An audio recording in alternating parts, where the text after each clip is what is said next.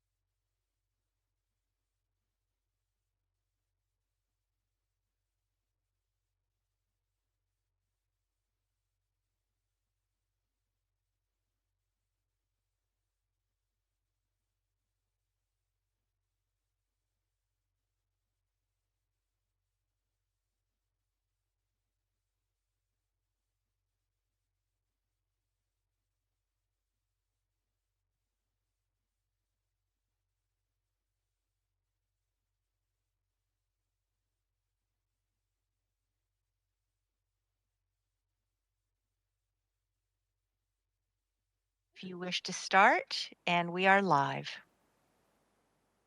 Welcome, everyone. I'd like to call this meeting of the Hamilton Municipal Heritage Committee to order. Members of the public are advised that our meetings are webcast live by the City of Hamilton and temporarily archived on the city's website. Before we start into the meeting, is there any member who would rather respond verbally to our votes and request to speak? Will, are you on the line today?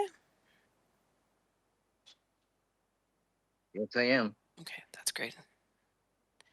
So we'll go through our roll call. So when I call your name, if you can just please acknowledge that you're present. Councillor Pearson. Present. David Beeland. I see him waving there. Janice Brown. Here. Karen Burke is sending her regrets today. Graham Carroll. Here. Charles Dimitri. Present. Bill Jensen. I'm here. Lynn Lundstead. Present. Robin McKee. Present. Timothy Ritchie. I'm present. Am I on video as well? Yes, we can see you, Tim. Oh, perfect. I've been having some trouble. Okay. And Will, we have you on the line. Thank you. Madam Clerk, are there any changes to the agenda? Indeed, there are, Madam Chair. We have under communications, item 5.2, correspondence from the Reverend Ian Sloan, New Vision United Church, respecting the property located at 79 Main Street and 85 Houlton Street South. Hamilton, recommendation is to be received. Under consent, we have 7.1, heritage permit applications, delegated approvals, 7.1C for 41 Jackson Street West, 7.1D for 70 James Street South, and 7.1E for 601 Barton Street East. Under 7.2, we have Heritage Permit Review Subcommittee minutes of May 18. Under 7.3, we have Inventory and Research Working Group meeting notes for May 20th. We've had a slight change to the order of the agenda, and under staff presentations, you will now find the report that was originally under discussion items. Bill 108, More Homes, More Choice Act 2019, Regulation 385/21, made under the Ontario Heritage Act and the Draft Ontario Heritage Toolkit, PED 19125C. And under general information, we have 13.3, which is a verbal update respecting Hamilton 175. Thank you, Lorraine. May I have a mover and a seconder on the motion to approve the agenda as amended?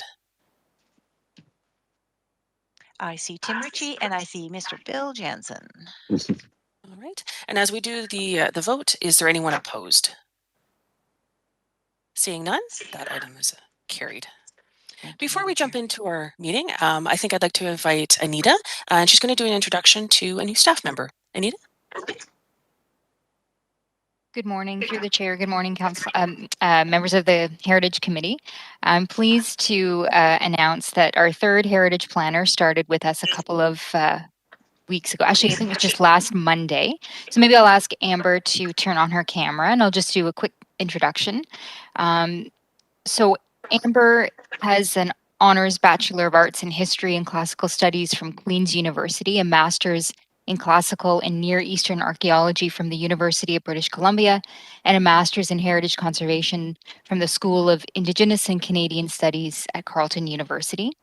Amber has worked as a built heritage researcher with the City of Ottawa and has previously been heritage planners with the cities of New Westminster and Vancouver. So as I mentioned, Amber joined us last Monday, and we're very excited to have her with us. And maybe I'll just turn it over to Amber if she has a few words that she would like to say. Through the chair.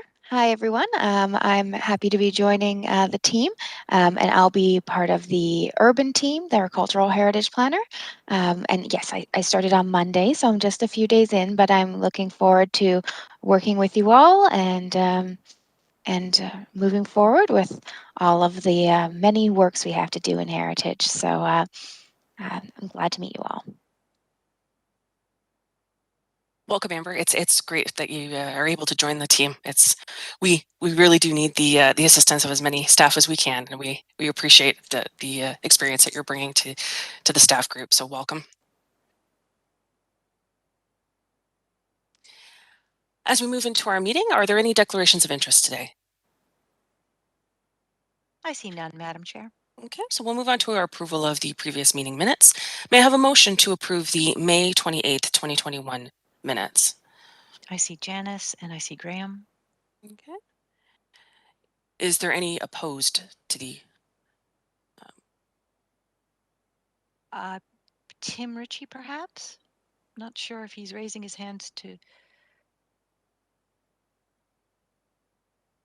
I'm not opposed. I was just slow for the approval. No Thank you. problem.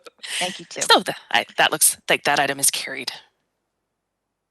Yes, Madam Chair. So under communications, there are two pieces of communication before us with recommendations. So we have the item 5.1 is the resignation from the Hamilton Municipal Heritage Committee, and item 5.2 is correspondence from Reverend Ian Sloan for New Vision. May I have a mover and a seconder to approve those recommendations as presented? Janice, did you have a question, or are you? Oh, you're Janice just is on mute. muted. Yeah.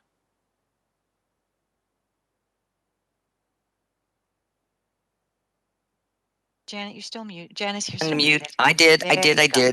Sorry. Yes, I have some concerns with regard to 5.2 New Vision, and I know it's just being received. I did read this thoroughly and highlighted several sections, and there's one section that I really am having difficulty with, and it has to do with the demolition permit being removed. What did he say? It was a snafu and it shouldn't have been removed. And to the best of my knowledge, everything that I've read, that expired due to inactivity. And I'm not sure what the rules are, but going through this letter, I'm sure there others have other concerns, and I'm hoping that there will be a response to I think it's Reverend Sloan. I wasn't on the committee, but he had some unfavorable things to say about the committee, and I really do not believe that that is the case, knowing how this committee has operated during my short time of the committee and the staff has operated with regard to heritage. So those are my comments with this particular piece of correspondence. Thank you. No, thank you, Janice. I'm wondering through staff if there is any a comment or if there's any update that you can provide in regards to the information that Reverend Sloan had provided. Hi, it's Dio Ortiz. I'm with the building division. I'm the manager of engineering and zoning. I can provide, I guess, clarity and confirmation in terms of what occurred for this particular application. We did receive a building permit application for 85 Houlton South. It was in the process of being processed, and the application itself was submitted April 17th of 2018. Our process allows an application to proceed, and we typically interact with the designer and the owner on some occasions, but predominantly it's just the applicant and or the demolition contractor. And when there is a period of inactivity, we give the applicants an opportunity to either confirm that they wish to continue to pursue the demolition permit application. And failing any response at that point, we would then, as the notice indicates, cancel without further notice. And we give them a 10-day opportunity, 10 business days to respond back. In this case, the notice was sent to the owner and their address, which was at St. Giles United Church, February of this year. There obviously, in this case, no one to receive that notice, and which is essentially what occurred here and where we ended up. So the application, not the permit, I think it was reported initially that the permit was canceled or revoked. That's not the case. It was the permit application itself that was canceled. And the cancellation notice, I think it was sent to New Vision Church on 24 Let me just make sure I got the address right. 24 Main Street West. And upon their receipt of the notification, that's when everything came to light at that point. So the issue was that the original cancellation or inactivity notice was sent to the owner, being at 85 Houlton, with no one to receive it. And then the subsequent confirmation of the cancellation was sent to the applicant, and at that time it was listed at New Vision on 24 Main West. And again, the subsequent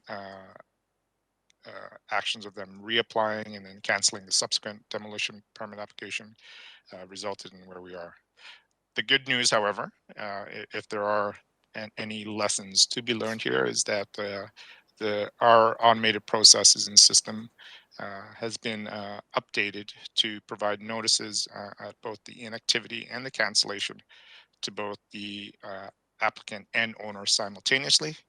So in the event, again, when either party has moved on or no longer part of the application, at least one or the other will receive both the notices.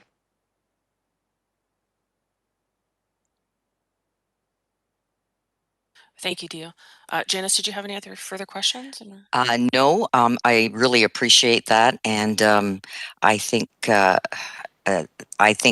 is a good setup that you've dealt with, and I I wish that the letter had been a little bit more clear, I suppose, and then I wouldn't have been asking that question.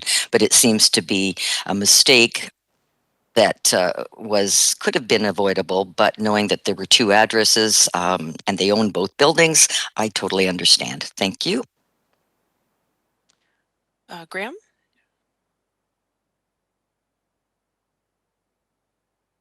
Yes, I'm just wondering, are you on behalf of the committee going to respond to Mr. Sloan about this letter that he sent? Because there is a lot of half-truths, self-serving statements, and to me, statements that are derogatory to our committee in this open letter. I think we should be responding to them. I don't know. It bugs me reading this thing. Like when Loren first sent it to us, I was incensed. Well, and that's something that this committee can put forward a motion that it be that staff can respond, and as well as Lorraine. Is there any issue with me being involved in that letter response? I don't believe so, Madam Chair. If you wish to refer it back to staff to work with the chair of the Heritage Committee to craft a response, I would recommend then that perhaps the draft come. Yeah, if you wish to send it back to staff to craft a response with the chair. So does that require a motion? Yes, it does. Yes, it does. Seconded. Okay, Lynn, do you have a question? It's just a question of clarification in the letter. At one point he said the city had not prepared a survey of heritage places of worship, and then further down he talks about the inventory of significant places of worship. Are those not the same thing, or are they two different projects? Two different projects. Oh, Janice? Well, I mean, I know that right now on inventory and research, we are working on places of worship, and we're working from the inventory of significant places, and basically we're updating the database and looking at what buildings should be perhaps put on the register, what buildings should be removed, and what buildings should be put on the register with the intention to add to the work plan. So I do know that in 2005, I think there was some money that was given, and that we were supposed to I don't know if it was by the feds, but we were supposed to be developing, and I think the guidelines for the places of worship came out at that time. As I said, I'm new to this, and the only reason I know a little bit about that is because I'm now working on Ward 3 places of worship, and it's been on hold because we've been through COVID, and of course we've had new heritage planners. So Lynn, that's my experience, and maybe I know Alyssa's not. Oh, Alyssa is here. Maybe she can update further on what I've just said. Golden. Through the chair, yes, in terms of what we currently have on file, there were 2 volumes of a places of worship inventory that were prepared by Heritage Committee as well as a heritage group for the volume B for the surrounding area.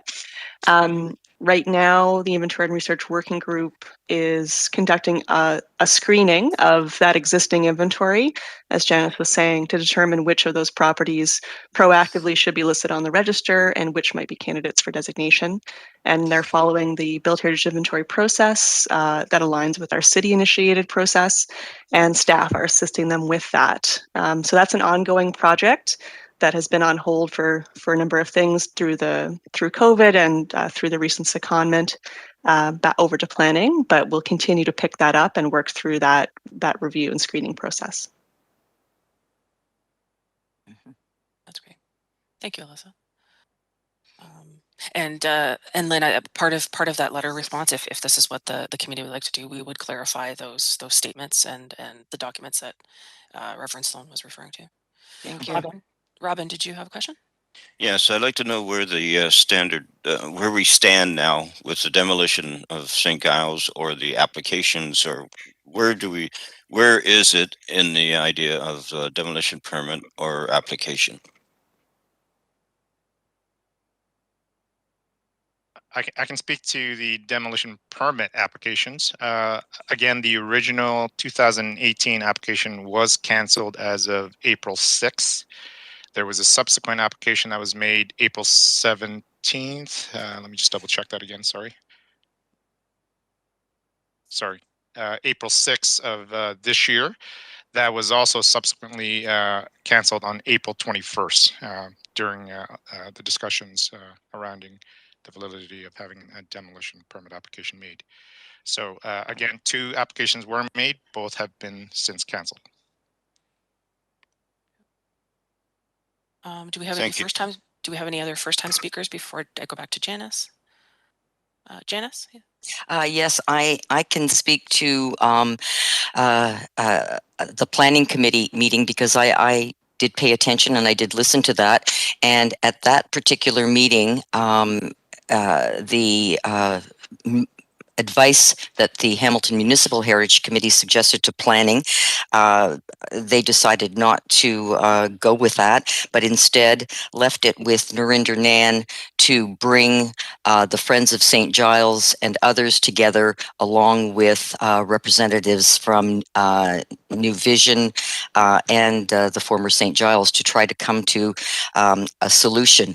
After the United Church gave their presentation on what they were proposing, they had 3 options. The folks, the Friends of St. Giles, were not pleased with those 3 options and were hoping that they could find perhaps a 4th. So I do understand that dialogue is going on, and there is a meeting actually today from 2 to 4 that Narinder Nan's office has arranged, and she also has a facilitator, a mediator who's apparently well instructed in this. And I will be sitting in on that meeting. I've been invited as the Ontario Conservatory, the Hamilton, the ACO rep for the Hamilton Region branch, as instructed by the provincial office. So that's what I can tell you about that. I have no idea what's going to happen at this meeting. Well, thank you, Janice, for that update. And so maybe you can provide an update to the group post meeting and keep it. Okay. That'd be great. So if there's no other discussion, would someone like to put forward the motion that we refer the letter back to staff for a response? So I see Graham. Oh, pardon me, Madam Chair. No, go ahead. I see Graham and I see Janice. All right. Is there anyone opposed to that motion? Seeing none, maybe we'll separate these just for item 5.2. If we can have a motion to receive the letter. Councillor Pearson, seconded by Bill Jansen. Is there anyone opposed? Okay, seeing none.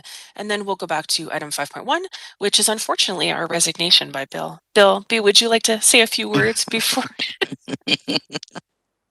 We don't want you to go, but we wish you well. Oh, you're just on mute there.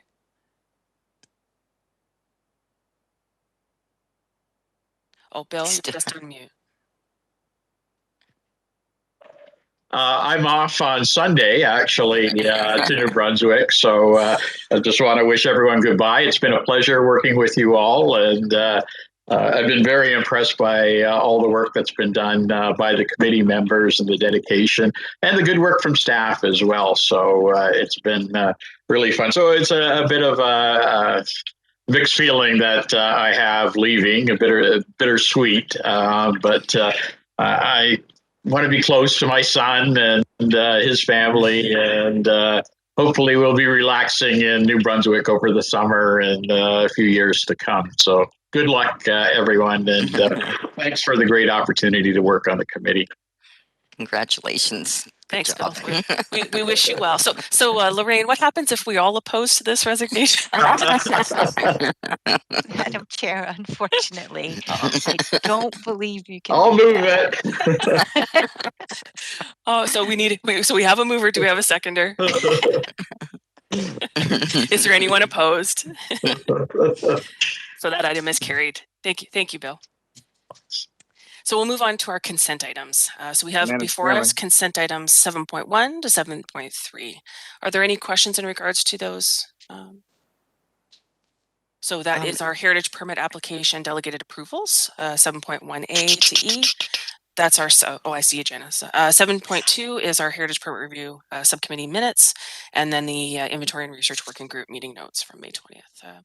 So if there's any discussion, I have Janice on the question list. Any other questions? So Janice, if you'd like to begin.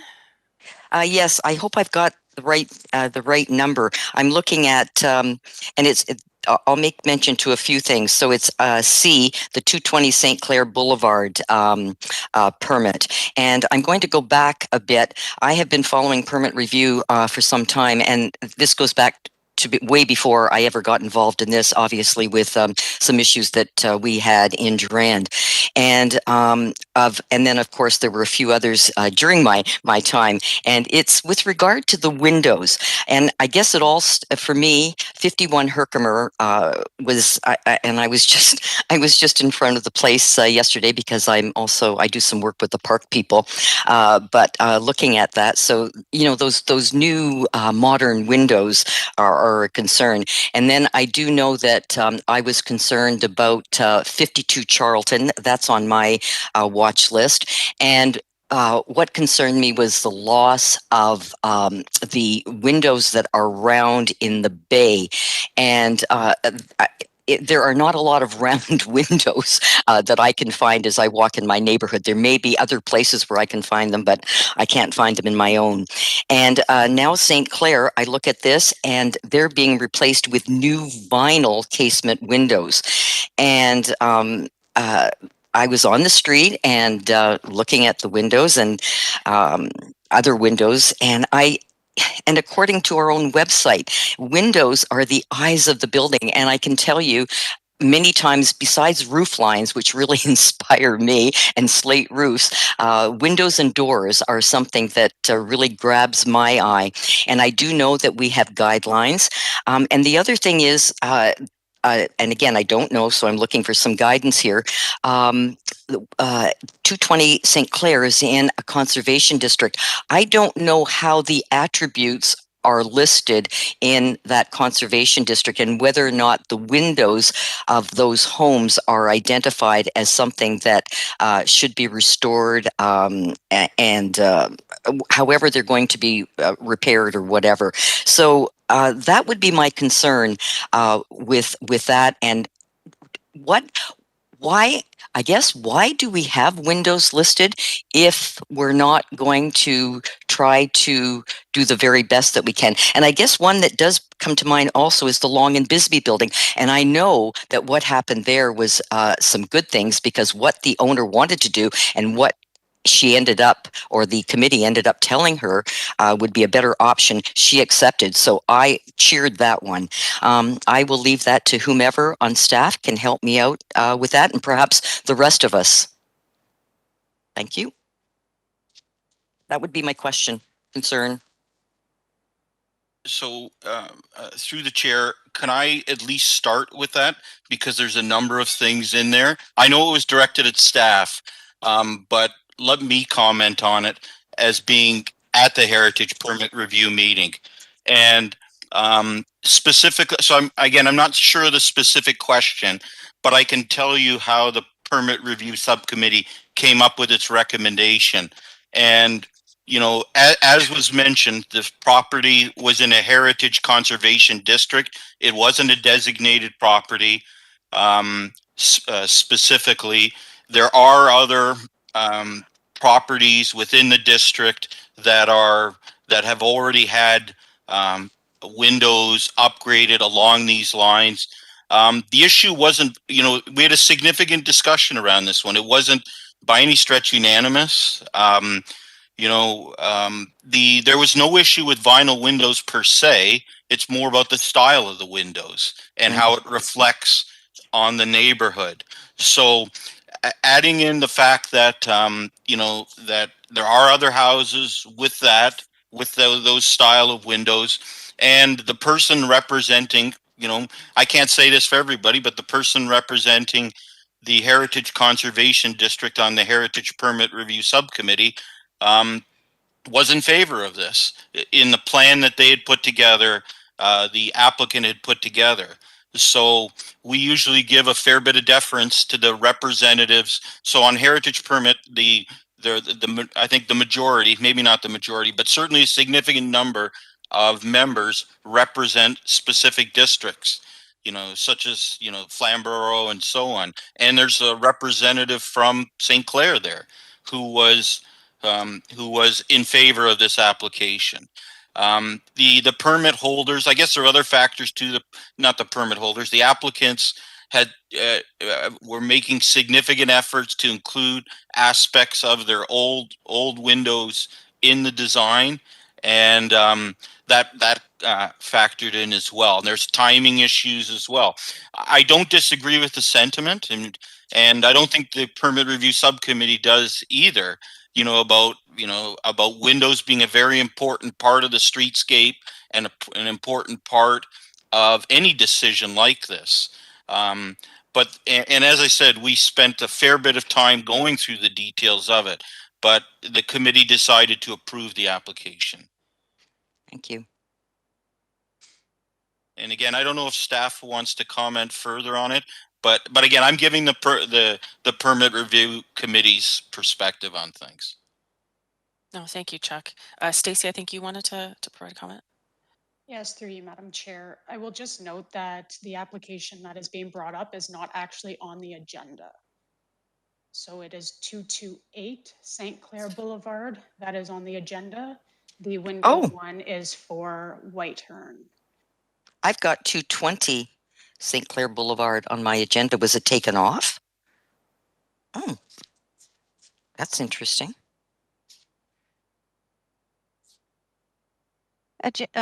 Janice, the agenda is for 228 St. Clair. What do I have then? I'm sorry. I have Main Street West, A, B, and then I have C, HP 2021026, 220 St. Clair Boulevard. And I've got a vote of 5-2. You're looking at the minutes of the Heritage Permit Review Subcommittee? Am I on the wrong agenda item? I'm sorry. Do you know how much paper I printed here? Thank you. My comments still remain, but I won't say it again. There you go when it comes up. You were just looking at approvals. Yes, you were just looking at the minutes from the permit review. Yeah, that's what I was talking about. I don't even know what I don't even know what I'm voting on now. Okay, so, thank you. So we're on item 7 of the agenda. Okay, just a sec. So that includes delegated approvals. Okay. A to E. And then we've got the minutes from Heritage Permit Review. and Yep. inventory and research. Yeah. Yep. I guess I was looking at the. So your question was in regards to item 7.2. Yes, you went too fast. Thank you. Don't forget, I'm 77 and aging quickly. So we've got I'm them all. sorry. I'm so sorry. No, that's fine. So that question pertains to that. So I think we've had our response to that, and now we're together as a group 7.1 to 7.3. If there's no other questions, may I have a mover and a seconder to receive those items? I see Tim Ritchie and David Beeland. Pardon Is there anyone opposed? If there's no one opposed, then that item is carried.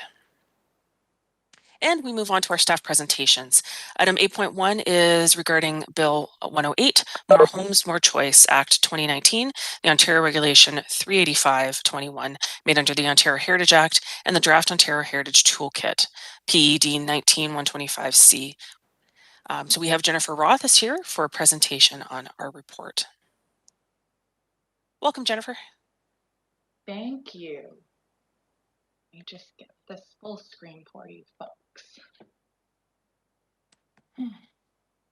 Everyone can see this okay? Great. Okay, good morning, Heritage Committee.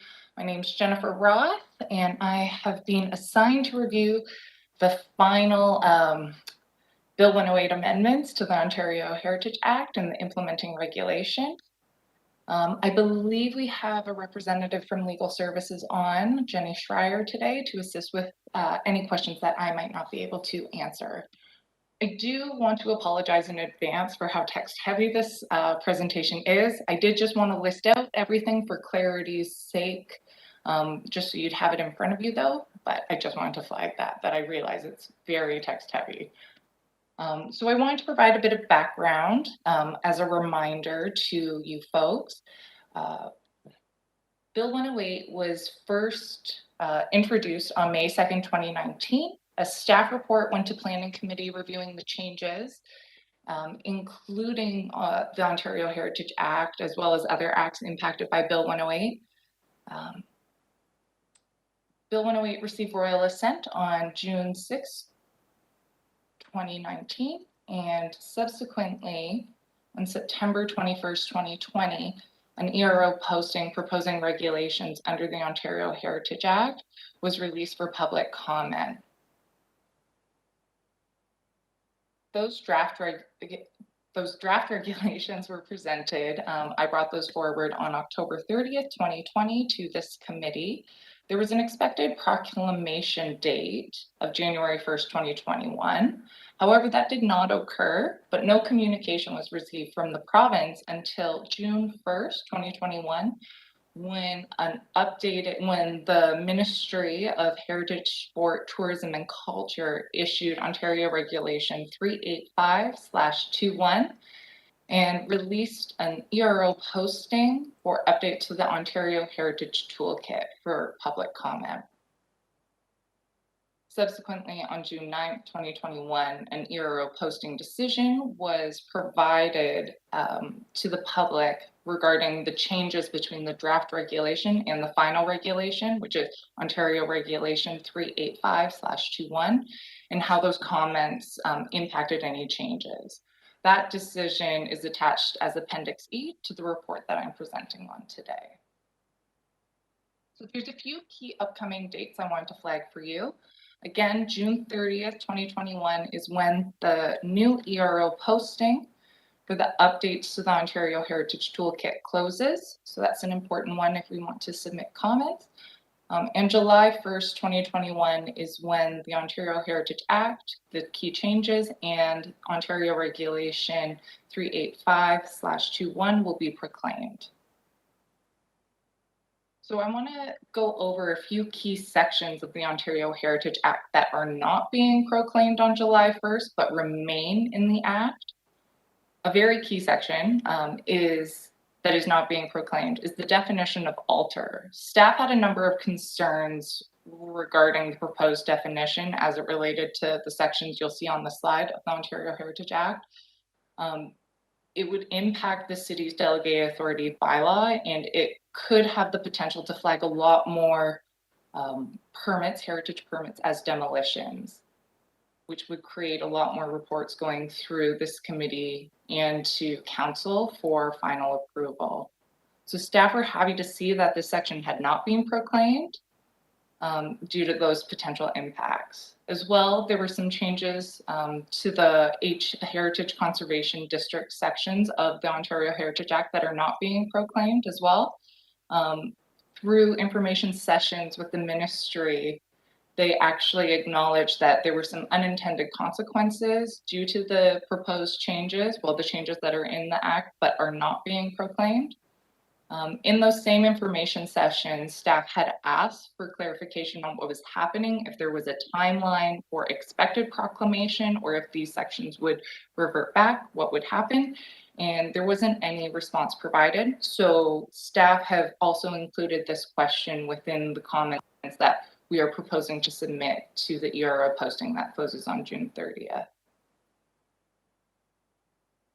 So to go over a bit of the changes between the draft regulation that was presented on October 30th, 2020, and the one that is the final implementing regulation, I'll go through that quickly now. There were some key changes related to the removal of prescribed principles. There's references that remain within the Ontario Heritage Act to these prescribed principles. So staff have asked clarification on what will happen to those references. Will they remain? And if there's a future consideration for developing prescribed principles as it relates to the evaluation of heritage assets, what will happen? Will there be a new ERO posting? So those questions are included in the staff comments. There was also concern. Another item that was removed is staff's evaluation of those prescribed principles. It makes sense that if there are no principles, we can't evaluate against them. So that one's fine from staff's perspective. There were some minor tweaks to the requirements of a designation bylaw between the draft regulation and the final regulations.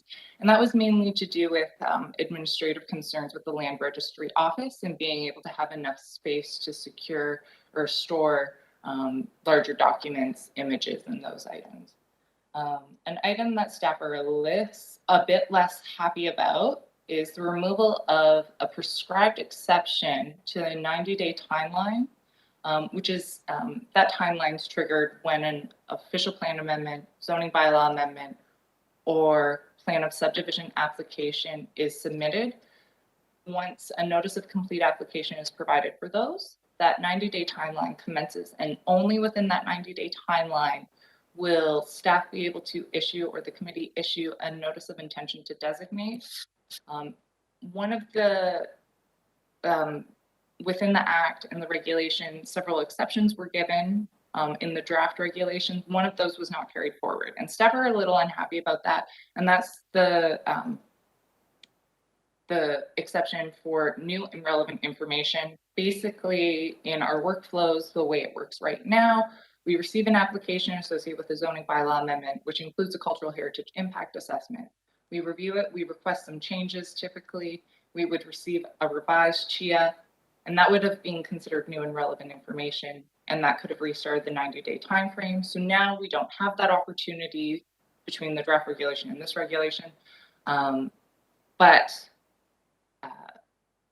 what we have to, I'll get into a little more about the other exceptions in a little bit, and I'll just finish this slide. Basically, there was some clarity also provided in the final regulation regarding what happens when two applications are submitted that are considered prescribed against. Again, those prescribed events are an official plan amendment, zoning bylaw amendment, or a plan of subdivision. So if a zoning bylaw amendment is submitted, and through the processing of that, we determine that an official plan amendment also is needed, then, and that is submitted, then the 90-day time frame would restart from the subsequent submission, receiving a notice of complete application. Another item of clarification that was provided is that after a Planning Act application that is determined to be a prescribed event is disposed of, so say council provides a decision on a zoning bylaw amendment, we would then be able to go back and issue a notice of intention to designate if we hadn't been able to process one before. Just so you're aware of those few changes.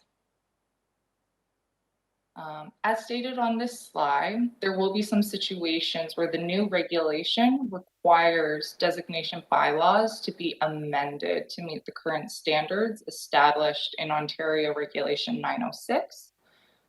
There are currently 238 properties with pre-2005 designation bylaws, which may need to be updated. The amount of work to update these bylaws, I believe there's some interest among the committee about this, but it really does have to do with how much information we currently have on that property and how much it deviates from the 906 criteria and the current designation bylaw requirements as it relates to photos and those items. So updating those will obviously require staff time and resources that we haven't quite quantified yet, is my understanding. Within the Ontario regulation, there were some transitional provisions also provided. These have just mainly been updated with the new proclamation timeframe, which is July 1st, 2021 instead of January 1st. I'd like to flag that one item of clarification that was given is that any heritage permits, so demolition or alteration requests or notice of intention to designate that are outstanding would continue under the old requirements of the old Ontario Heritage Act. With the notices of intention to designate that are outstanding, they are now given with the transitional provisions 1 year, so until July 1st, 2022, to be processed to have a designation bylaw passed, or they will be deemed to be withdrawn unless an extension is agreed to with the property owner. And I believe there are 3 outstanding NOIDs currently, one for King George School at 77 Gage Avenue North, the Copley Building at 56 York Boulevard, and that NOID dates back to 1979, and the Royal Cannot, which is located on King Street East, and I believe is subject to an appeal currently. Now, I'll go through some of the high-level items with the Draft Ontario Heritage Toolkit. This really is guidance material that dates back to 2006 and is a result of the changes to the Ontario Heritage Act and the implementing regulation. It does make sense for the province to have updated this materials. The ministry provided these draft toolkits on June 1st and gave us a 30-day commenting period. And they've also stated that they're trying to have the final toolkits available in the fall for everyone's use.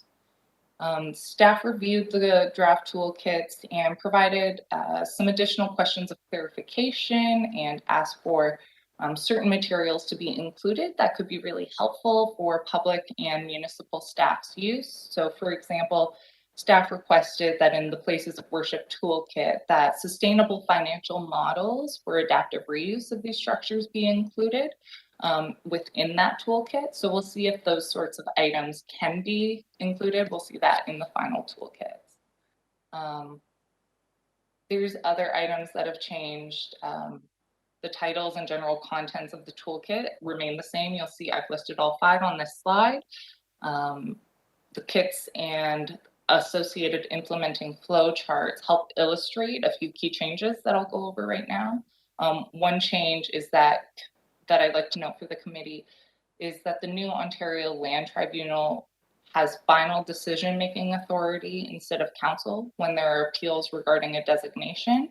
So one implication for staff in that matter is that we'll have to ensure that notices of intention to designate are indeed defensible and have supportable materials, which can be challenging if those appeals occur during a 90-day timeframe that's associated with a prescribed event. Very speedy turnaround time to get all of that comprehensive information.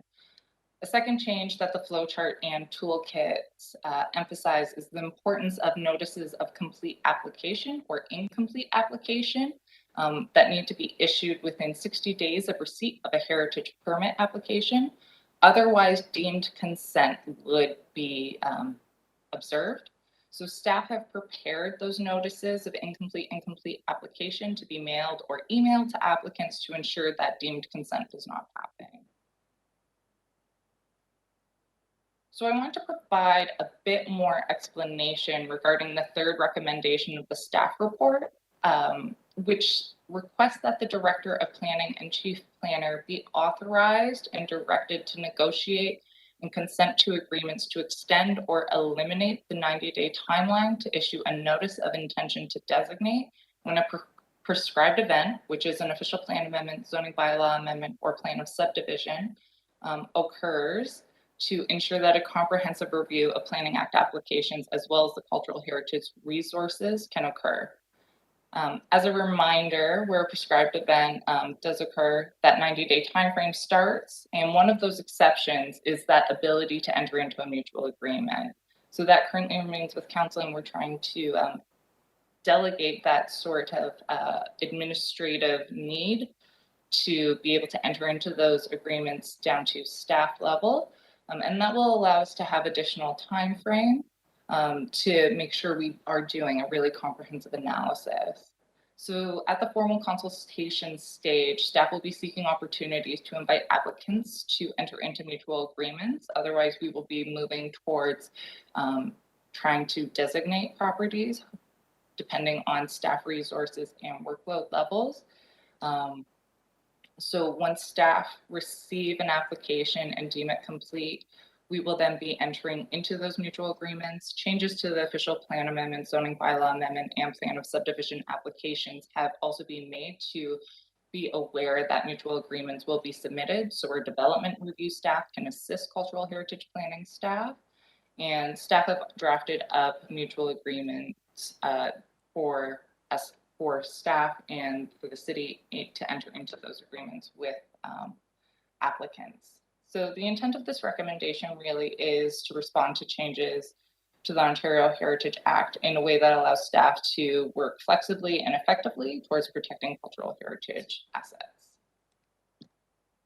So our next steps are listed out on this slide, and it includes submitting the staff comments that hopefully will be endorsed by Municipal Heritage Committee here today. And then they will subsequently be going to Planning Committee and Council for endorsement as well. And I just went over some of this, the implementation that needs to occur for July 1st, but it's those notices of complete and incomplete applications for demolition and alteration applications. And that really does refer just to the Part 4 properties. That's where the changes in the Act were.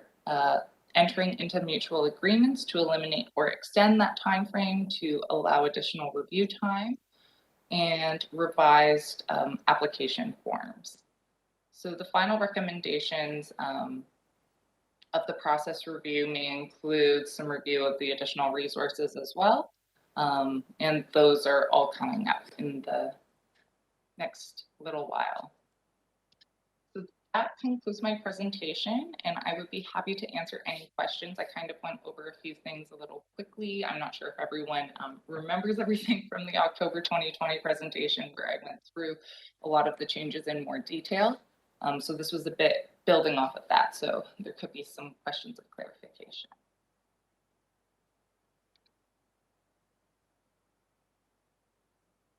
Thank you for that presentation, Jennifer. Do we have any questions for our presenter? So let's, if we can start a list. I see Janice had her hand up first, Robin, Bill, and David. So Janice, if you'd like to.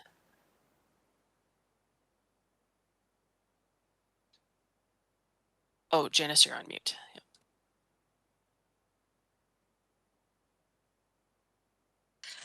Sorry, just before I start, I know that there may be a lot of questions, so I hope, Lorraine, we get a speaker line, because I can only ask, obviously, one question at a time. And there, I can just tell you the amount of information to try to gather, and with all of these documents, like I said, I've got papers spread out all over the place. I'm going to start actually back at one of your early slides, because for some reason, and it's one of the ones that were not proclaimed, but that doesn't mean sometime down the road it might. And you're talking about this definition of alter. So my question is, since that was not proclaimed, could you again tell me why not? I got really mixed up with the number of demolitions that you said could go through if this had been proclaimed. So could you just review that one for me? And that would be my first question. Thank you. Okay, Through the chair. So yes, it's not being proclaimed. And I think there were a number of concerns that were submitted by municipal staff, not just City of Hamilton, but other staff, stating that with the proposed definition of alter, a lot more properties, alterations would be considered a demolition. And that would typically have to do with Part 4 properties. And it would be situations where if it wasn't some form of maintenance, it wouldn't be landscaping changes, like items that were clearly not included in the designation bylaw. So a window for a window, there was a lot of lack of clarity around what that would look like.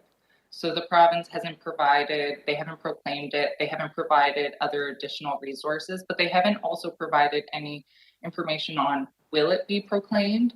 And that is why staff have asked for understanding of why is this staying in the act without being proclaimed? What is happening in that? And will we be given appropriate notice so that we can prepare for that? So we're just as puzzled as you, Janice. Thank you. Thank you. Okay. Next on the list is Robin. Through the chair, I have a cascading question. Is that you said that 238 old designations have to be updated, and you also said that the designations that are on the book now need to be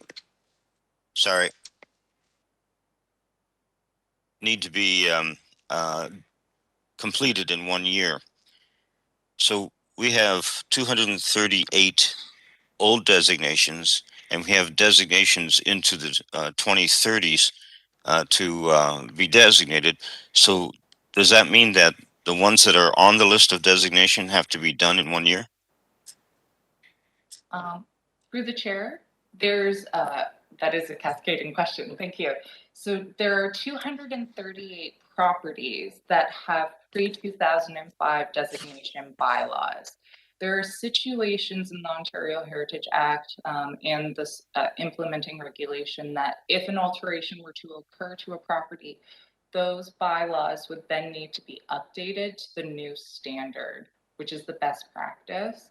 So if we have a property that is subject to an alteration, then that bylaw would need to be updated. So that is one item. And then there's 3 outstanding notices of intention to designate. Those are the ones that have to be dealt with within the 1 year period. Or you can ask the owner of the building to enter into an agreement to extend that time frame. So there's that opportunity as well. So that's something to keep in mind after July 1st.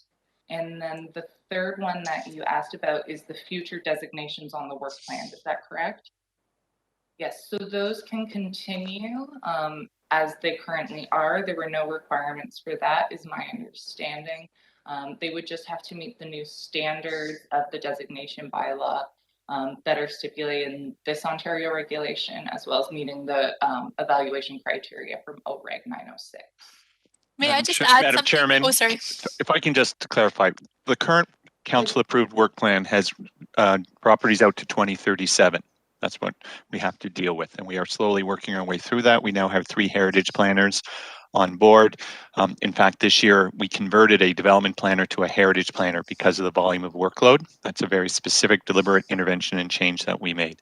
As it relates to the approximate 250 older designating bylaws, in speaking with Anita, our strategy is we will probably most likely bundle those, do a quick review, determine, one, the properties are not at risk of demolition because they are protected under the Ontario Heritage Act. Some are more sophisticated than others, is my anticipated and preliminary thoughts doing the screening, but we will still look at the ones that we think are deficient. We will work with our legal colleagues, the heritage staff. The ones that we identify that are the most deficient based on the lack of details, those ones we will probably bundle and then go to an outside consultant to assist with that review process, to update them, and then go through the normal process as required by Ontario Heritage Act to deal with that. So that is going to be our strategy and how we respond to it.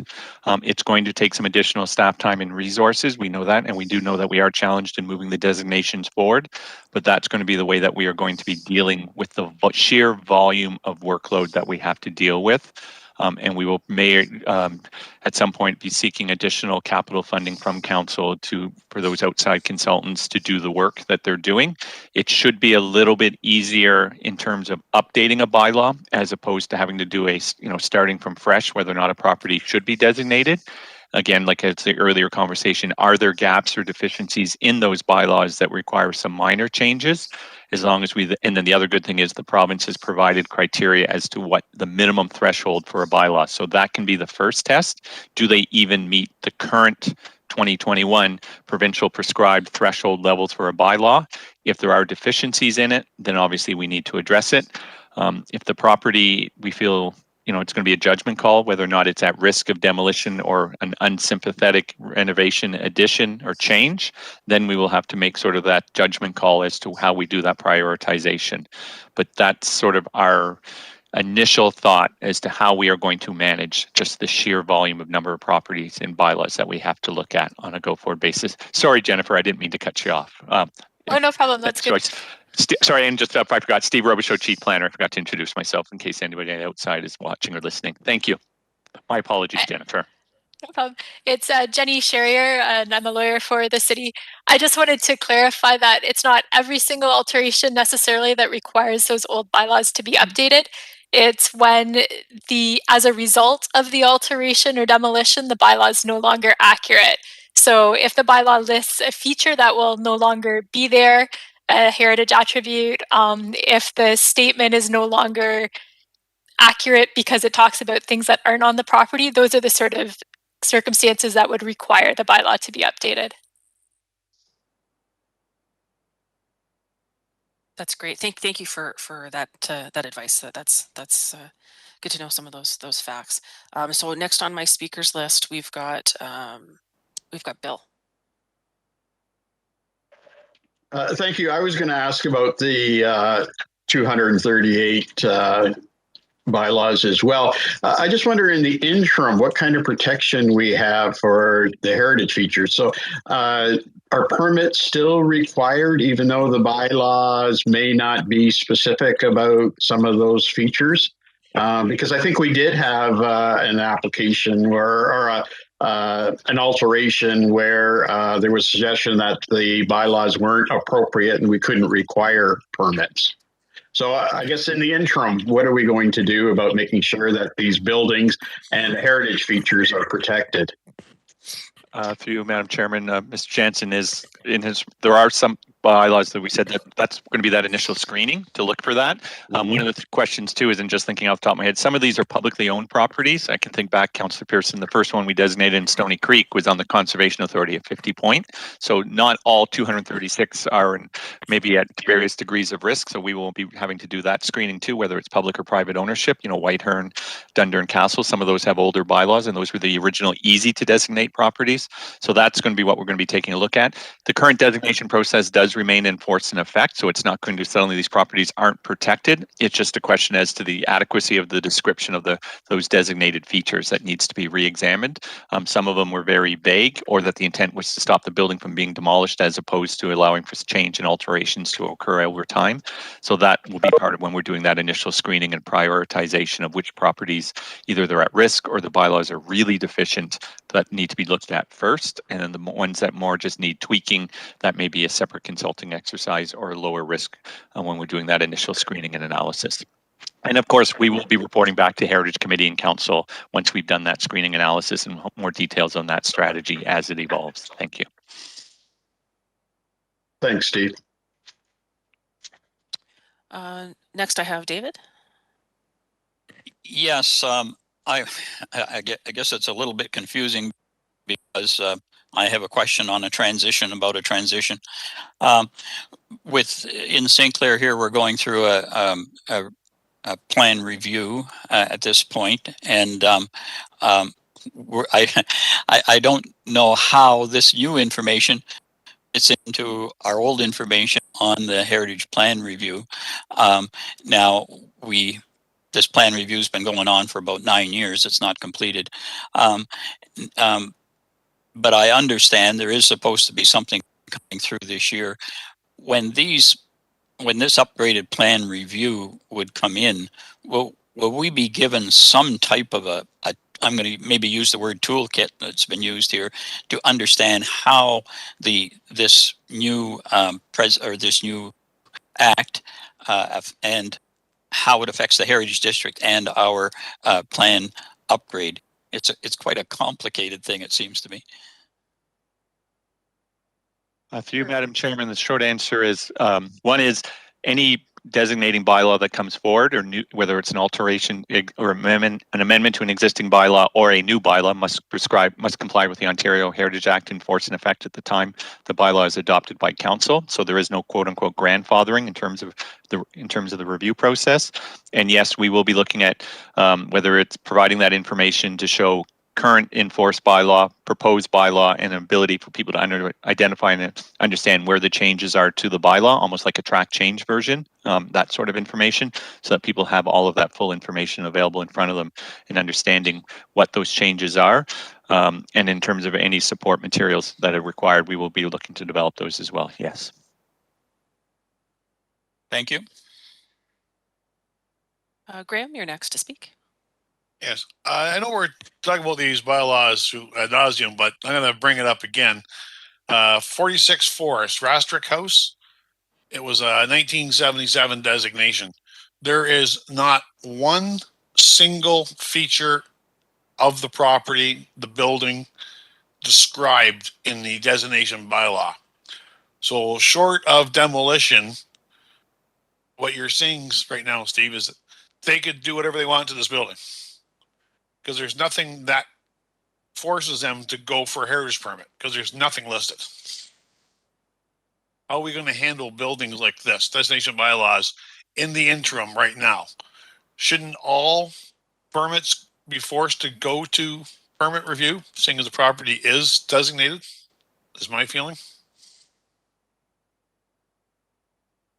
Through you, Madam Chairman, I don't have the bylaw in front of me, but I mean, the changes to the legislation, I mean, that gray area, pre or post Bill 108, the circumstances don't really change. So if somebody came to the counter and asked the heritage planner, I'm seeking to do alterations X, Y, and Z, what permissions or approvals do I require? That would be a very gray area, and we would have to then, review the bylaw and make a determination as to whether or not a new front door would trigger a heritage permit or not. So those are the kinds of bylaws that like that example that you've cited, those are the ones that are a concern that need to be clarified and updated on a go-forward basis as we start working our way through this process. Yeah. So I would say that the changes to the Ontario Heritage Act don't really change the circumstances. It just highlights the importance and the need to correct these deficiencies and clean up those old designating bylaws. I don't know, Jennifer, if you had anything you wanted to share. No, I think you've said it nicely. Thank you. So right now, these buildings are all at risk. Anyone can come through and alter every heritage feature they want, as long as they don't tear it down. There is a potential for unsympathetic alterations to occur. Yes. That's the concern. And I guess, I don't know what the intent was at the time, why they did what they did. If it was just simply to preserve the housing stock and not be so concerned, if it was a compromise, it has evolved over time in terms of the degree of specificity in the bylaws and as sort of learning with and working with those bylaws. So I think that may be part of the issue as well, right? I think there's a subjective element as well when you look at the bylaws. There's obviously a reason that the building has been designated, and somewhere in that statement, there should be something that talks about what the value of the building is. And it may be a general statement, but I think staff are very aware that we're looking to protect these buildings. And if there's an element of the subjective and we can work it in our favor to make sure that we require an alteration permit, I think that's the way that we're moving towards. Well, I highly recommend then you look at 77227 to get an example of the fear that we have, because I'm telling you, there's not one single feature described. Just talking about the history of the building, the history of the land, the history of the opposition of the property owner to being designated, all in this bylaw, but nothing about the actual heritage features of the building. Yeah, and those are the sorts of bylaws that may be prioritized for getting updated. And I would just, as a note of caution, and Jennifer, correct me if I'm wrong, the new bylaw is subject to the appeal processes in the new under the Heritage Act. So we do have to also balance, that there could be an opportunity where before I went to the Conservation Review Board and they provided advice to council. Under the new process, they could strike down the amendments to the bylaw. So it's not necessary. We also have to be cognizant of that, and when we engage with the property owners in updating those heritage bylaws. So that's going to be also an important component of dealing with it. It's just the municipality cannot just simply impose those changes without the landowner knowing that those changes are occurring. And there may be one or more situations where the landowner will seek to challenge those changes, and then that will occupy significant staff resources if we have to go to the OLT, Ontario Land Tribunal now, to defend the updated bylaws. So that is another consideration. I think that's something the committee needs to be aware of as well. Thank you. Yeah, true. And I don't know, Jennifer, if the committee would have, if the OLT would have the authority to impose an amended bylaw. So in fact, they could not only strike down the changes the city wants, but roll it back further and remove elements from the amending bylaw at the end of the day. So sorry, Jennifer. Yeah, I think everything is on the table when you go, but you do still have the underlying bylaw, the original bylaw in place, so that keeps the level of protection we already have, even if the new bylaw doesn't make it through. Okay. Just a question to staff. Is there a timeline that's sort of been projected as to when maybe a preliminary review of those properties is going to take place? I'm not sure if you've... Through you, Madam Chairman, now that we have 3 heritage planners on staff, and we know what we are working with, since the province has provided the legislation and the regulations, assuming the finalization, now we can start moving forward with that process. So that is something that will be starting, and we'll be reporting back. We need to get a preliminary understanding for this year, at the very least, in setting the work plan going forward into 2022, and how we start dealing with this. And again, if there are some of those properties that during that initial screening get as a red flag on them, we will start looking at trying to deal with those sooner than later while we're working on completing the review and developing the full plan on how we deal with them. Thank you. Sounds good. Do we have any other first-time speakers? If not, I have Janice. Oh, Will, you had a question? Okay, so we'll take Will's question, and then just as second-time speakers, I've got Janice, and I think David. Did you have your hand up? Okay, so we'll add you to the second-time speaker. So Will, go ahead. I just wanted to comment that a lot of what I was going to bring up would have been covered. So no questions at this time. Okay. Oh, thank you, Wolf. So then we have Janice.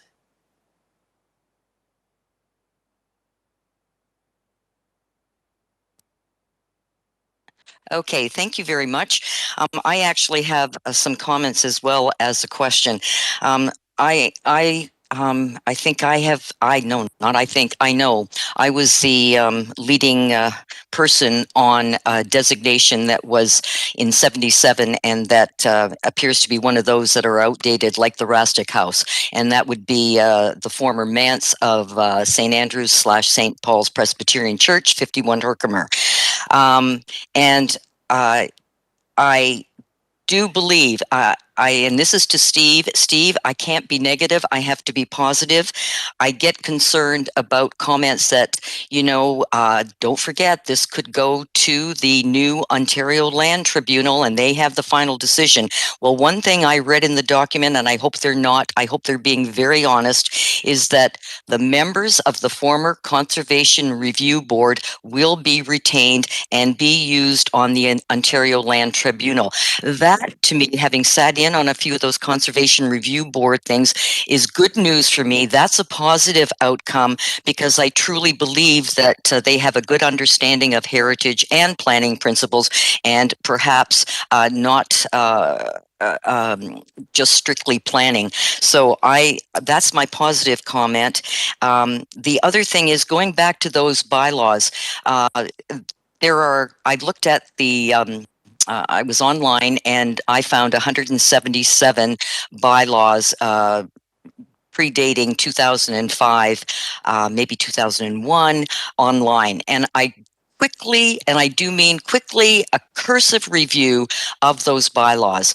And the ones that are most in trouble are those early ones when the Ontario Heritage Act came into being and we had some very early designations. There is no doubt that they need to be first on that list. As we went through and we got into the 80s, obviously there had to be some changes because there must have been some dandy planners that came on board, and those designations got much better and certainly had more specific items in them.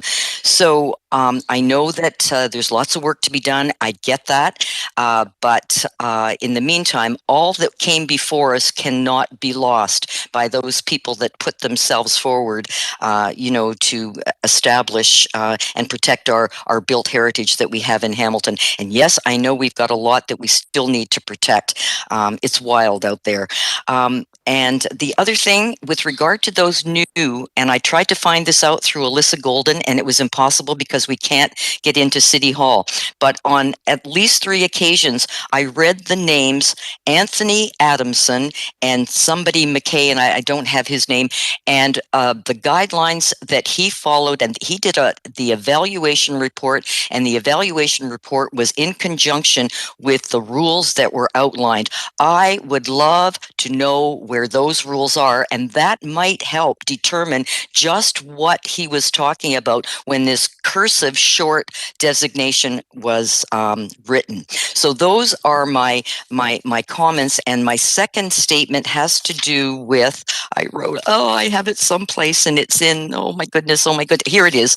It is in a response, and it has to do with designations again, and it says, it is mandatory standards of ministry changes. Okay, the requirements to make descriptions of heritage attributes brief was removed, but further guidance will be provided in the Ontario Heritage Toolkit. Is that in that toolkit right now? I'm not sure. I don't know what was new and what was taken out because they didn't highlight the new stuff, and I haven't memorized the old toolkit, so I was wondering if you give me some direction on the standards of designation. It all has to do with everything that with designating for me. Through the chair, I'll try to answer this one. Yes, it's in the existing toolkit, and some examples have been carried forward to the new toolkit that's currently in draft form. So those same examples have been carried forward, which in my opinion means that the ministry still supports that level of detail and comprehensiveness. I wouldn't say it has shortened them at all, since it's the exact same examples that have been provided. So you can go through the one toolkit as it relates to designation and see that's the same. And that should hopefully help provide some comfort in that regard. Thank you. You're welcome. And David, you're last to speak, I think, on this. Yes, just a quick question. Now, in our heritage district here, we don't have any information in our heritage plan as to features. So in this transition period, at least, especially until we get our new heritage plan into place, are particular features still protected? I'm not clear on that. Through the chair, that's one of the changes that was not proclaimed. There was in the Ontario Heritage Act portions that stated that new heritage conservation districts, or correcting, in this case, revising or updating an existing plan, it would need to have specific attributes on a property by property basis, almost in the same way that you'd have a Part 4 designation. And you'd have to stipulate this contributing property with A, B, and C specific attributes is the explanation. That wasn't carried forward, is my understanding. Jenny, correct me if I'm wrong, but that's my understanding. of the legislation at this time. So you don't need to go to that level of detail based on the current or the act that will be proclaimed on July 1st. We don't know if that will be the case going forward either. Jenny, do you have any additional comments on that one? No, I think you're better versed in that portion than I am. Thank you.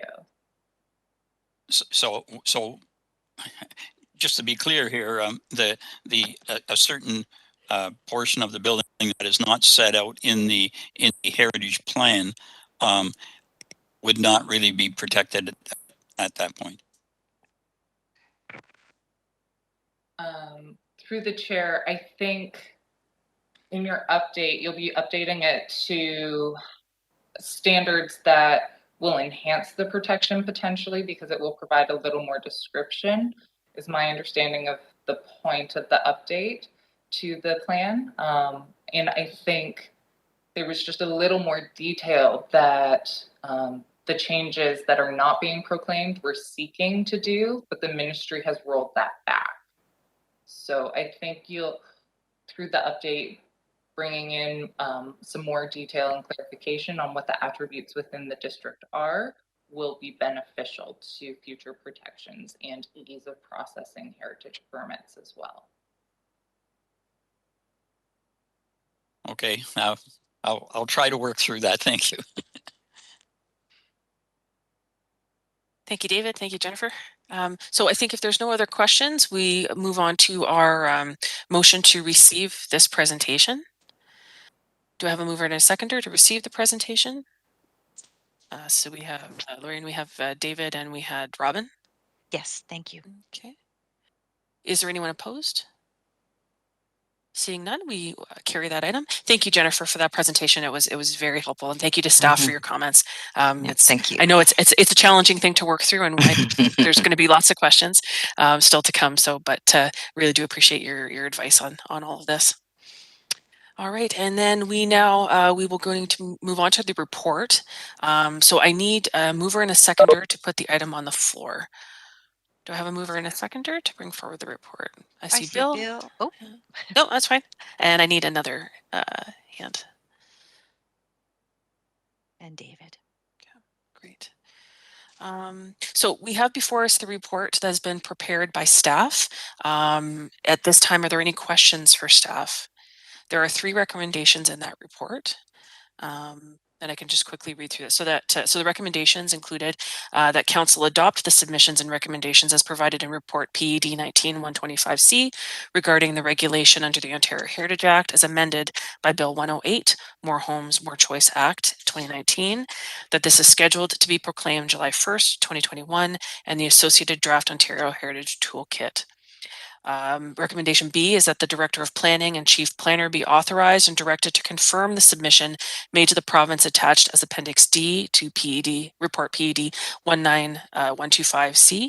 And Recommendation C is that the Director of Planning and Chief Planner be authorized and directed to negotiate and consent the agreements to extend it or eliminate the 90-day timeline to issue a notice of intention to designate when a prescribed event occurs to ensure the comprehensive review of Planning Act applications as well as cultural heritage resources. So those are the 3 recommendations that are being discussed, put forward in the report. Are there any questions to staff? Seeing none, do we have a mover and a seconder to vote to approve those recommendations? Madam Chair, I believe we had Bill and David as our mover and seconder. Okay. And so is there anyone opposed? Seeing none, that item is carried. Thank you everyone for that discussion. And we now move on to our general information and other business. So at this time, we have our buildings and landscapes. Are there any additions that we need to add to this list before, or proposed before we move through each item? Okay. So if I could have anyone that's wishing to give an update, if you could just raise your hand and we'll get you on the speakers list. The other item we need to deal with today is Bill has a list of properties, so we'll need to find a member that can take on the those properties. So I see Janice's hand, David, Chuck, Graham. Robin, did you have your hand up as well? No. Okay. So Janice, we'll start with you. Okay. I'm going to speak. I've got two items, but I would like to just make a comment and just to maybe somebody else knows more than I've heard at this point. But it's 13.1A and it's number 1, the Tivoli. I understand that there was a real estate agent taking folks through the building recently, and these folks were from Toronto, and it was my understanding when I read all of the material on the Tivoli that Diamante, the tower and the theater was going to be his swan song, and it was going to be his memorial to himself. So I know nothing more than that, and I guess probably somewhere to planning, the question would have to be asked, would the rules, would the motion that Councillor Farr put through a number of years ago that no one would be living in the tower until the theater was restored, is that transferable? Would that motion still hold? That would be my question. I don't know who would be answering it or what's going to happen. I'm sorry, but that's something that I was made aware of just recently. So having said that, I don't know if anybody can answer it. I'd like to go to James Street Baptist, which is 13.1A, and it's number 7 on your list. And Hugh has partnered up with the project manager's team, and they say they're going to move along. I will believe it when I see it. And same category, 13.1A, and we'll go to 16, Television City. And thanks to Councillor Farr, he has been absolutely terrific. Municipal law enforcement has not only one, but they have 2 outstanding orders to comply. And one, of course, is for the vegetation that probably is like 8 feet tall right now. And the other that's really upsetting is all of the garbage and the debris. And folks have been complaining about needles being located there. So it's becoming an unsafe condition. I have no idea what's going to happen with this property, but CH is long gone, and it's something that I will be attending to and watching, and staying with Councillor Farr to try to address the demolition, in my opinion, by neglect. Thank you. That's it for me there. On the red. Sounds good. Okay. Are there other properties on the other categories, Janice?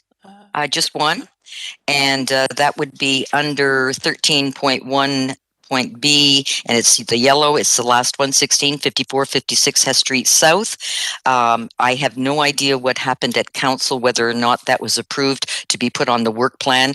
I was not available to listen, so I'm interested in that. But in the meantime, the steps leading to the first floor were deteriorating, and they have been replaced with new concrete steps. And I think that's probably because Doors Open will be opening soon, if they're not already open on their patio. Thank you. That's it.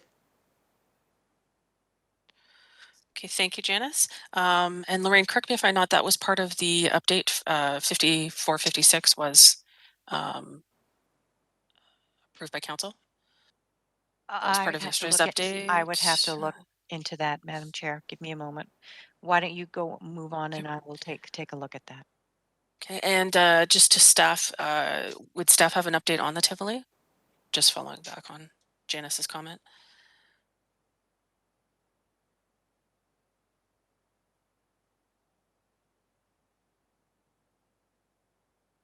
Good morning, Shannon Mackay, Senior Project Manager for the Development Planning Urban Team.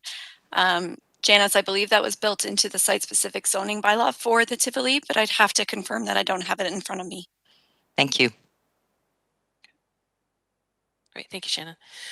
So we move on to our next speaker. So David, your property updates?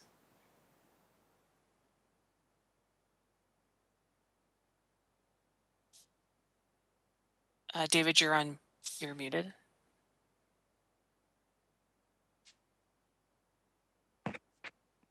Sorry, I'm working off 2 laptops, so I don't always get all the mouses in the right places. I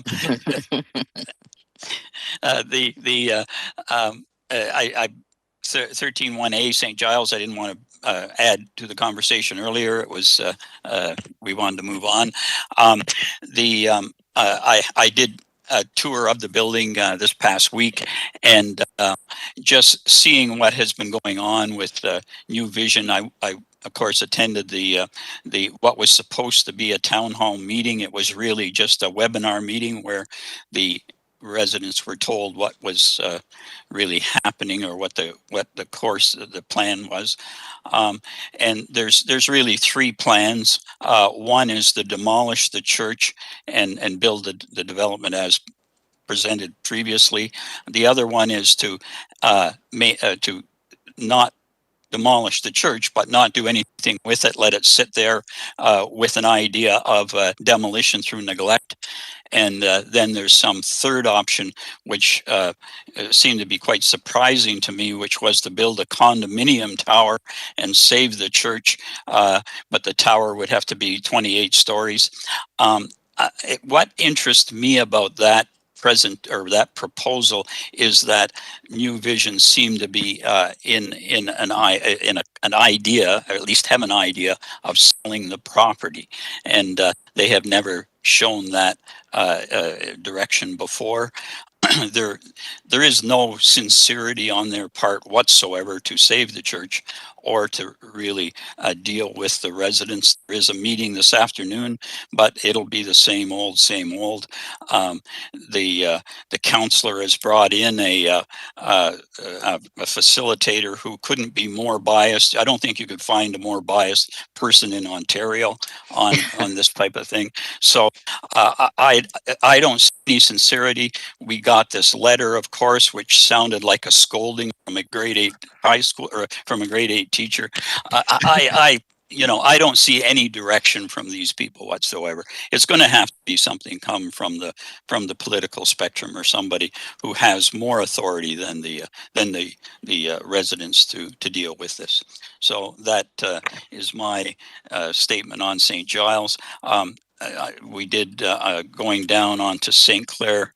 Yeah, I haven't got the number, but that's St. Clair. I guess it's number 10 on B. Oh, no. Yes, no, number 10. Anyway, St. Clair, whatever the number is. We did meet with forestry yesterday, and it certainly helps when you have communication.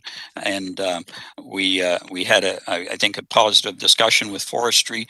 And on July the 6th, there is supposed to be a meeting, which I understand is going to include our planner, heritage planner. And I hope we can move forward with that. I think we really see the importance at this point of completing this heritage plan update, and I hope we can move forward on that this year. And that is going to be my report. Thank you. Great, thank you, Bill. Or David, sorry, David. Next on my list is Chuck.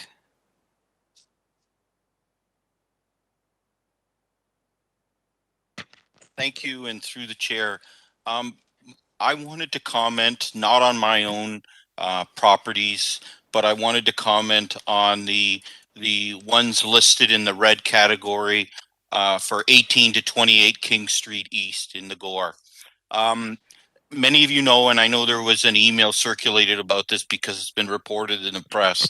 The most recent Heritage Permit Review Subcommittee meeting heard a pre-consultation review or presentation, I guess a better way of putting it, on the latest plans for the update and work on the buildings on 18 to 28 King Street East. When this committee last heard about it, it was approximately 3.5 years ago, late 2017. The proposals evolved. There are some similarities, but there's also some significant differences, at least in what we've seen in the pre-consultation. it's very likely that we'll actually see a permit application, a form of permit application, either at the next meeting or one shortly thereafter.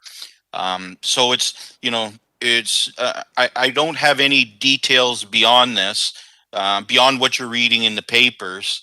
But I'm sure there's going to be even more significant updates in the very near future on these properties, as there was when we went through this 3.5 years ago, and for those with even longer history further back than that. And that's all I wanted to cover.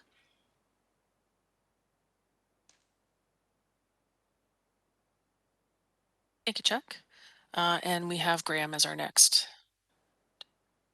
Okay, my only update is on the Long and Bisbee building. I had gone by earlier this week and saw one of the windows was unsecure. I informed Stacy Kurakowski. The first time she had no response from the owners. Yesterday she got a response, and she literally sent me an email within the last 5 minutes saying the building is now once again boarded back up, so it's back to being secure. Excuse me. That's my only update. Thank you, Graham. And Karen, who wasn't able to join us today, Karen did provide an update. She had reviewed her buildings in Dundas, and there was no concerns that she wanted to flag, but there was some work being done on the rear of 64 Hat, the former Valley City Manufacturing. They were doing some eavesdrop work. So that was just one brief update that she wanted to. And then I believe we have Cynthia Roberts, who is going to be joining us for our next update. I guess the last thing we need to do is Bill's Properties. We need a representative that would take on those properties to monitor. So if we could just go through, maybe Lorraine, you could help me quickly just Yes, give me a moment. catch which. Catch which. Okay. So we had 2251 Rammel Road East in Stony Creek. So that's under 13.1B, buildings of yellow. I think that's the only one. That's right. Yes. That is the only one. It's the Ephrata Church, which Victor Weiss Restaurant, which I think has not been operating for the last little while because of the pandemic rules, COVID rules, but hopefully be opening up soon. And there's some recent work that was done for improving the infrastructure and the roadway on Rimo, which I think is a benefit for business at the church as well. But no change really is happening at this point. No, that's great. So Chuck, would you be willing to take that property back? Yes. So through the chair, I think I had this property on my list before Bill joined the committee. So I'd be happy to take back this orphan child. Right? So, and I guess it just means I have to have a regular trip out to the Stony Creek Mountain now, which Exactly. I'm only too happy to do. That's great. Thank you for taking that on, Chuck. All right. So if there's no other updates, may I have a mover and a seconder to receive the updates on our properties? So we have Bill. I see David Belan. Or, sorry. David and No, yeah. pardon me, Madam Chair. Go ahead. No, it was David. Yeah, that's right. And Lynn was the second hand. Thank you. Pardon the interruption. Is there anyone opposed? Seeing none, that item is carried. And we move on to our other two items. So we have a report for 13.2, verbal update respecting the designations of the City of Hamilton.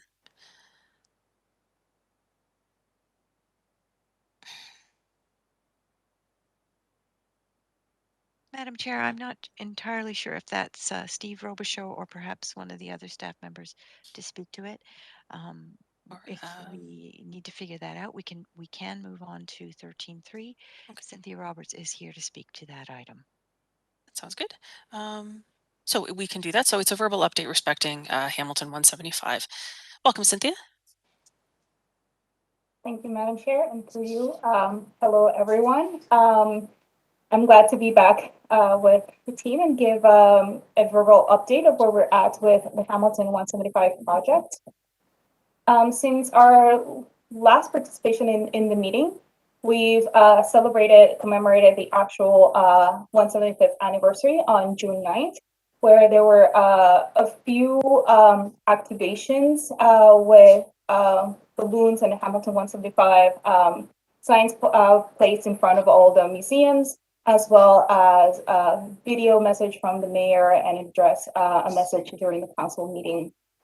For a series of social media posts as well, and we officially launched our social media campaign for Hamilton 175 using the hashtag Hamont175. So from June 9th and until November, when we open and launch our website, we will be engaging through social media with different content, specifically about Hamilton's past, present, and future.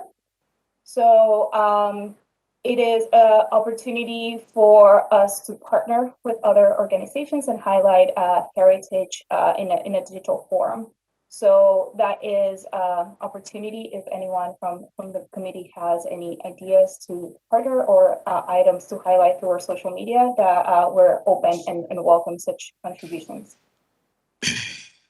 The other thing that since our last meeting happened is that we've now appointed a web developer.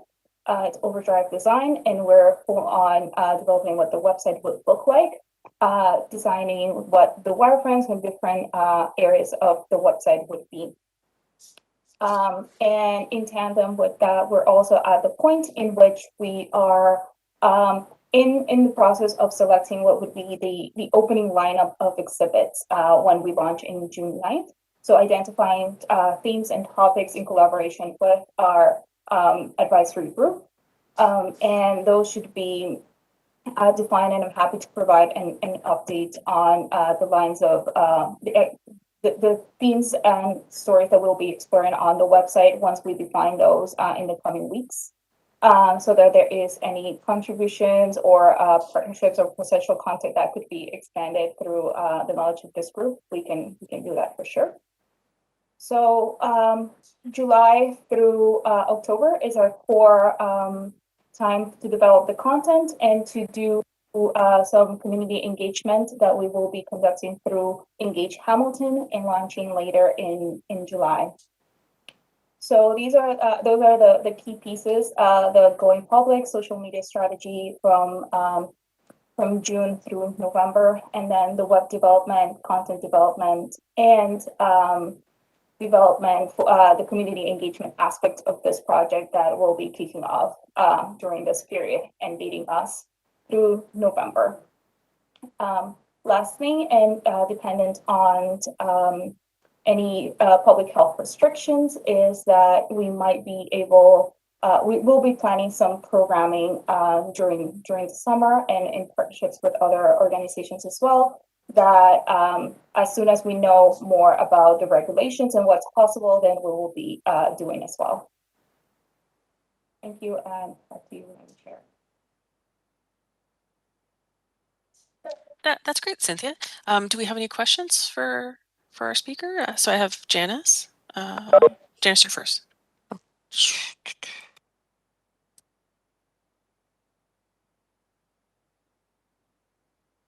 Will hear. Janice, you are muted. You're muted. Sorry, there we go. I have two questions, Cynthia. Thank you very much for the brief update. Your themes, are those available for folks to take a look at? And lastly, when's the last date for submission if you have an organization that may wish to present?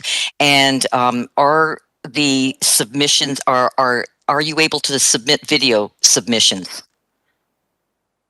So the themes, I'm happy to share them once we finalize. Right now we have a long list that we're working with our advisory group. So once that's been finalized, and I would say in the next 2 weeks, I'm happy to share that. And we will be we would be reaching out to potential partners. It can be definitely for content, especially because one of the the things that we want to do is to highlight multiple events and content, like through a timeline, let's say, of relevant histories of Hamilton. So having video content or content that could be linked into that would be definitely desirable. Thank you. And the last date for submission? Oh, I will get back to you on that one as well. My question would be what would be the best way to reach out to this group to share that information once available? Cynthia, probably the best thing to do would if you could provide the information to Lorraine, and then Lorraine can do the distribution to all of the members. Thank you. I will do that. Thank you. And Will, did you have a question? Yeah, I didn't see the original announcement of all this thing, and I wondered, what's the budget on this thing? So the council approved budget is 200,000.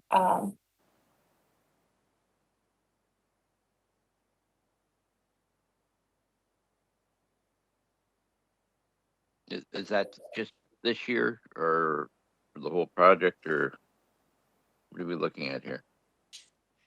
That is for the entire project. And what was, so it was an estimated $200,000 that was approved on October 2020. And that's funded from the tax stabilization reserve. Okay, thank you very much. Well, if there's no other questions, thank you, Cynthia, for that update. I think it's something that we're really interested in, and feel free to come back with further updates as things move along. And again, for members to share that with your contacts, if anyone has any content that they can get involved with, and please engage them so that they know that this is a project that's going on, and they can get involved. If there's no other questions, may I have a mover and a seconder to receive the information? I see Graham and I see David. Is there anyone opposed? Seeing none, that item is carried. And then for us, just going back to item 13.2, which was the verbal update in regards to the designations. I believe Anita was going to speak to this report, but I think she has had to step away. Unless other staff would like to speak, Shannon, did you? Through the chair, sorry, yeah, Anita had to go to another meeting, so I can provide a brief update on the designation work plan through the chair. In addition to the two properties that were added to the designation work plan at Wednesday's council, the designation work plan remains as is, and there'll be an updated version come the next meeting with those new properties added to it. We have had a part-time staff helping us while we've been doing the recruiting process to progress some of the designation properties that are closer to completion. She will be completing or finishing up with us part-time at the end of June, and now with the 3 additional cultural heritage planners on board, we'll be continuing the progress that she's made on those designations and working to actively work through that designation work plan. That's very good to hear. Do we have any questions from committee members in regards to that update? I see no speakers, Madam Chair. Oh, pardon me. I see Robin Mickey. Go ahead, Robin. Through the chair, can we have an update on the Akmar Gatehouse designation? Through the chair, I don't have a specific update with regards to that property. I'm not sure if staff have anything further than what was updated at the last meeting. Stacy or Chloe, I'm not sure if you can speak to that. If not, Robin, just acknowledging that Stacy and Chloe are both new to the city, we will certainly have an update at the next meeting for you.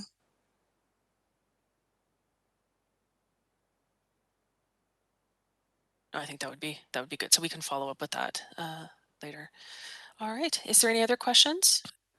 I will here. Yeah. Okay. Well, go ahead. Yeah, is the work plan going to change now that we've got 3 staff? Through the chair, the work plan is approved by council, and the new staff will now work towards getting through those designations. There has been a little bit of a hiatus on moving the designations forward just as we recruited for new staff, but the work plan will remain the same as approved by council. It just might move along faster. Through the chair, that is the hopes, yes. Yep. Thank you. Janice, you have a question? Yes, I do, and it's totally not even on topic, but it's something that I've been thinking about. When I came onto the Hamilton Municipal Heritage Committee, my work started in, I think, June, and our folks were elected the previous October in 2018. When does one's duties end and start? Like, is there a time lag between when I was added to the group? So does everything stop with work with our inventory and research, permit review, or do we continue until the new folks come on board? That's just a question that I know nothing about. I think Lorraine wants to speak to that. Oh, thank you very much. Excellent question, Janice. As with every other term, when we have new members of the Hamilton Municipal Heritage Committee, then the previous members will no longer be members. So it depends entirely on how the recruitment process is done at the end of this term, beginning of next term.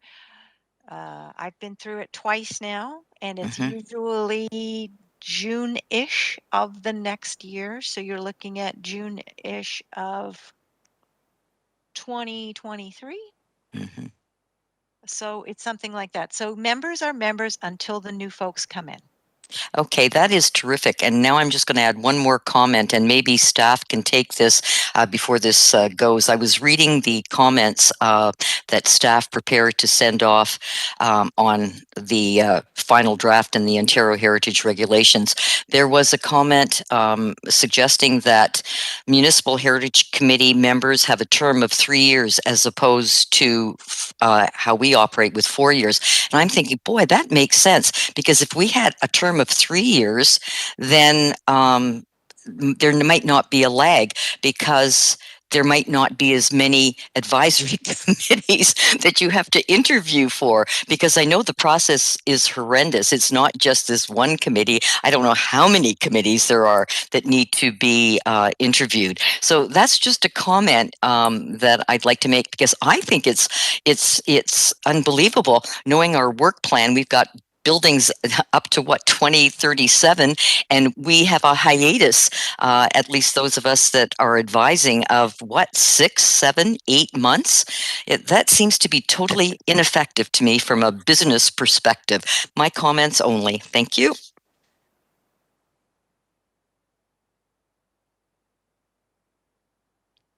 Robin?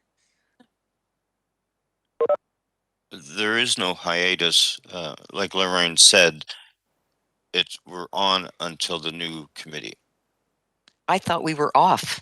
No. I misunderstood. No. If I may I clarify, totally misunderstood. Rob, if I may clarify, as I said, the members, you will continue to be a member until new members are selected. Oh, that makes me feel a whole lot better. Thank There you. I'm glad we could get that clarified. Well, how would I know that? I'm a first time around.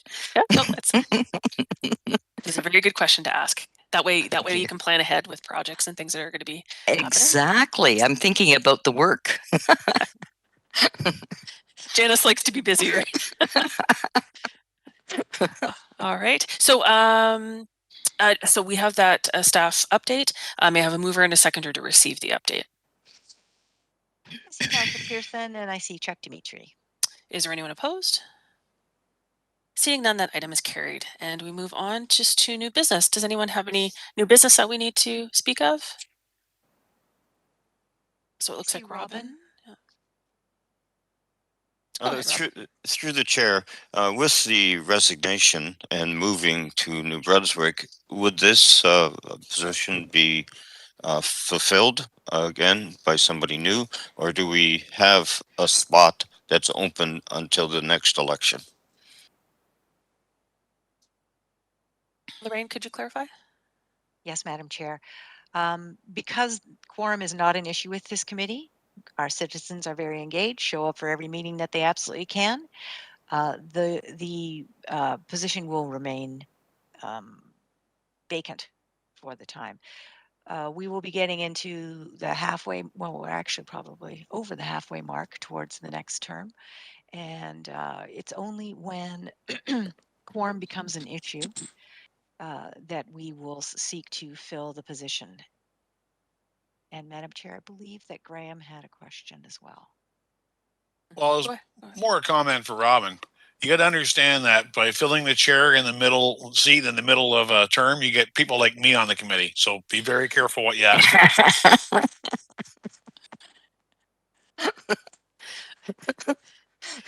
And our committee's never been the same. So if there's no other new business, we're close to adjourning. But before we adjourn, I just want to wish Bill best wishes. We want all the best for you and your family, and I hope you enjoy your new adventures. And always keep in touch. You can always reach out to us, and you can watch us online. Thanks. I'll be monitoring what's happening, and I know you have a lot of work to do, so best of luck to you. You're going to enjoy that nice weather out there and all the less stress. And lobster, lots of lobster. Yeah. We will be having that. All right. So may I have a motion to adjourn? I see Councillor Pearson and I see Janice. And if there's no one opposed, then that item is carried. Thank you, everyone. Thank you. Enjoy the next couple. Thank you. Lorraine, before we head out, did you want to Yes. just reconfirm our next meeting date? Because I know there's a bit of adjustment. Yes, thank you very much for your patience with that. Our next meeting will be August 5th. And give me 1 second while I confirm the time that I set myself. I don't want to give you the wrong information. And that meeting will be held at 12:30 p.m. August 5th. Yep. Apparently, Boy. Robin wants to sleep in. Yes. Robin expressly asked me to change it to later. Yeah. All right. Well, everyone enjoy your July, and we'll see you back here in August. Thank Thanks, you everyone. very much. Take care. Have a good time. Bye.